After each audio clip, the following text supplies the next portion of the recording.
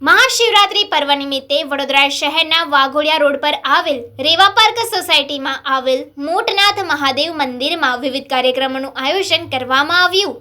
મહાશિવરાત્રી નિમિત્તે વડોદરાના વાઘોડિયા રોડ રેવા પાર્ક સોસાયટીમાં આવેલા મોટનાથ મહાદેવ મંદિર, જે છેલ્લા 20 વર્ષથી મહાશિવરાત્રી પર્વ નિમિત્તે ભગવાન શિવનો તહેવાર ઉજવવામાં આવે છે, મોટી સંખ્યામાં વહેલી સવારથી જ ભાવિક ભક્તો દર્શન માટે ઉમટી પડ્યા હતા।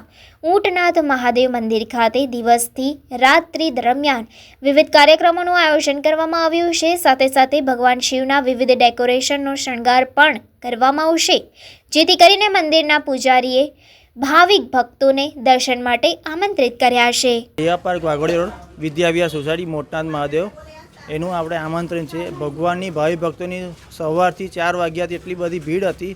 ભગવાનને એમને બધાને સુખી રાખે, સંપત્તિ આપે। આજે ભગવાનને બપોર પછી ભગવાનની લગ્ન નિમિત્તે ભગવાનનું શણગાર બનાવે છે, શંકર પાર્વતીની ચોરી બનાવી છે।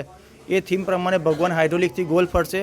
ભગવાન ઉપર આપણે ભગવાનને ફૂલ નાખીશું। જે ભગવાનને આપણે ગુજરાતીમાં આપણે કે જે લગ્નની જે વિધિ આવે, ભગવાનને આપણે ફેરા પડે ફૂલ નાખીએ, એવી રીતે આપણે બધાને ભગવાન પર ફૂલ નાખવાના છે।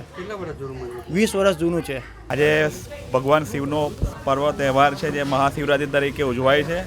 આપણે અહીંયા કલા દર્શન રેવા પાર્ક મોટનાથ મહાદેવનું 20 વર્ષ જૂનું પૌરાણિક મંદિર આવેલું છે, જ્યાં વર્ષોથી અલગ અલગ ડેકોરેશન અને અલગ અલગ થીમ પ્રમાણે મહાપૂજન અને ડેકોરેશન ભગવાનની ભક્તિભાવથી પૂજા કરવામાં આવે છે। તેમાં ભાવિ ભક્તોની એટલી ભારે ભીડ હોય છે, ત્યાં લોકો એટલી સંખ્યામાં ઉમટી પડ્યા હોય છે, જ્યાં લોકોને સંભાળવા પણ મુશ્કેલ પડે છે।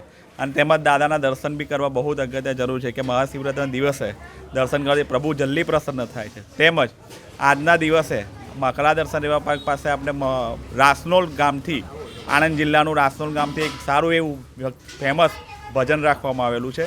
તેમજ અહીંયા મહાપ્રસાદી રૂપે આપણે ભાંગની બી પ્રસાદી રાખવામાં આવેલી સવારે, જેથી લોકોએ સવારે ભાંગની પ્રસાદી બી લીધી, તેમજ ભગવાન શિવના સરસ દર્શન બી લોકોએ લાભ લીધો।